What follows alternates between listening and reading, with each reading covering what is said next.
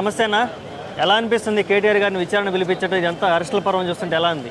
ఈరోజు తెలంగాణ రాష్ట్రంలో ఒక అభివృద్ధి చేస్తున్నటువంటి మాజీ ఐటీ శాఖ మంత్రివర్యులు కేటీఆర్ అన్న గారిని అక్రమంగా ఏది ఆధారం లేకుండా ఈడీ పేరుతో అక్కడ అడ్వకేట్లతో పోయి అక్కడ అడ్వకేట్ల దగ్గర అడ్వకేట్ తీసుకొని అటు పోతే కార్లో మినిమం 4 గంటలు 2-3 గంటలు వెయిట్ చేయించిన చరిత్ర ఈరోజు కాంగ్రెస్ ప్రభుత్వం చాలా ఇడ్డూరంగా చేస్తుంది. కాబట్టి దానికి రేవంత్ రెడ్డి గారు మరి ప్రజాపాలన 6 గ్యారెంటీలను పక్కకెట్టి ఈరోజు కేటీఆర్ని హరీష్ అన్నని వాళ్ళని ఎప్పుడు ఏసీపీ చిక్కులో ఒలలో పెట్టి అదేవిధంగా అక్రమంగా జైలుకు పంపించాలని చూస్తుండో దీనికి తెలంగాణ రాష్ట్ర వ్యాప్తంగా మేము ప్రజాప్రతినిధులుగా ఈరోజు కేటీఆర్ అన్న వెంబడి ఉండి కేటీఆర్ అన్నకు వెన్నంటూ ఉంటామని మేము తెలియజేస్తున్నాం.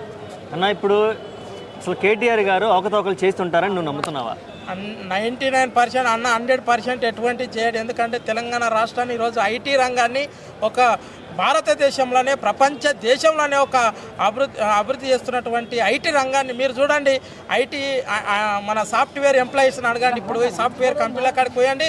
ఒక మోడల్గా అన్నని రాష్ట్రాన్ని మన తెలంగాణ కొత్త 28 రాష్ట్రాల్లో కొత్త ఏర్పడినటువంటి 29 రాష్ట్రమైనటువంటి తెలంగాణ రాష్ట్రాన్ని ప్రపంచ దేశంలో ఒక మోడల్గా నిలిపినటువంటి మా కేటీఆర్ అన్నని అక్రమంగా ఏదో రకంగా మొన్న ఏదో అన్నాడు, మళ్ళీ లక్కచెర్ల విషయంలో అన్నాడు రేవంత్ రెడ్డి. అంటే రేవంత్ రెడ్డి అంటే ఏం జరిగి రాష్ట్రంలో ఏం జరిగినా కేటీఆర్ గారు కేసీఆర్ గారి పాత్రే ఉందంటాం అని ఎలా అనిపిస్తుంది చూస్తుంటే? చాలా. ఎందుకంటే అన్న ఈరోజు గ్రౌండ్ లెవెల్ నుంచి రైతుల కానుంచి మేధావుల వరకు అందరికీ అర్థమైపోయింది కేటీఆర్ గురించి. ఎందుకంటే కేటీఆర్ అనేటోడు అభివృద్ధి చేస్తాడు, అవినీతి అనేది ఎప్పుడు చేయడు.